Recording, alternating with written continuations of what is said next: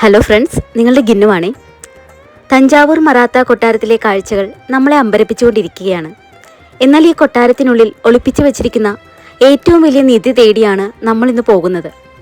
ചോള രാജാക്കന്മാരുടെ കാലത്തെ വിശ്വോത്തരമായ വെങ്കല വിഗ്രഹങ്ങൾ സൂക്ഷിച്ചിരിക്കുന്ന ബ്രോൺസ് ഗാലറിയിലേക്കും നടരാജ ഹാളിലേക്കും എല്ലാവർക്കും സ്വാഗതം.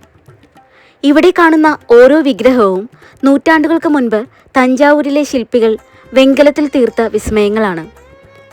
ലോസ്റ്റ് വാക്സ് എന്ന സങ്കേതം ഉപയോഗിച്ച് നിർമ്മിച്ച ഈ പ്രതിമകളുടെ കൃത്യതയും ഭംഗിയും കണ്ടാൽ നമുക്ക് അത്ഭുതം തോന്നും. ദേവീദേവന്മാരുടെ ഭാവങ്ങളും ആഭരണങ്ങളുടെ സൂക്ഷ്മതയും അത്രമേൽ മനോഹരമായാണ് ഇതിൽ ആവിഷ്കരിച്ചിരിക്കുന്നത്.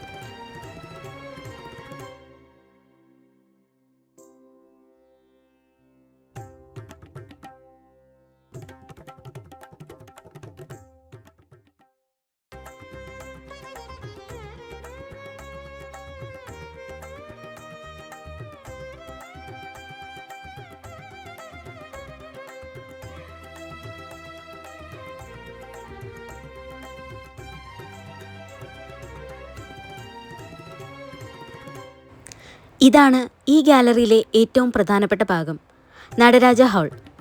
പ്രപഞ്ചത്തിൻ്റെ താളലയങ്ങളെ ആവാഹിച്ചുകൊണ്ട് താണ്ഡവമാടുന്ന ശിവന്റെ രൂപം. ഒരു വിഗ്രഹത്തിനപ്പുറം ഇതൊരു വലിയ തത്വചിന്തയാണ്.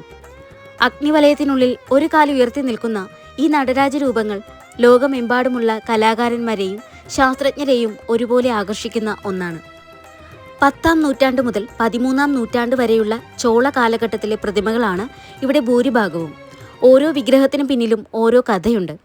ആയുധമേന്തിയ ദുർഗയും പുല്ലാങ്കുഴൽ മീട്ടുന്ന ശ്രീകൃഷ്ണനും ഭക്തിയുടെ നിറകുടമായ ശൈവ ഭക്തരുമെല്ലാം ഇവിടെ വെങ്കല രൂപത്തിൽ പുനർജനിക്കുന്നു. തഞ്ചാവൂരിൻ്റെ യഥാർത്ഥ ഐശ്വര്യം ഈ വിഗ്രഹങ്ങളിലാണെന്ന് പറഞ്ഞാൽ അത് തെറ്റാവില്ല. കലയുടെയും ഭക്തിയുടെയും ഇത്രമേൽ ഇഴചേർന്ന മറ്റൊരു സ്ഥലം കണ്ടെത്തുക പ്രയാസമാണ്. ഈ കാഴ്ചകളൊക്കെ നിങ്ങൾക്ക് ഇഷ്ടപ്പെട്ടെങ്കിൽ സബ്സ്ക്രൈബ് ചെയ്ത് കൂടെ കൂടാൻ മറക്കല്ലേ.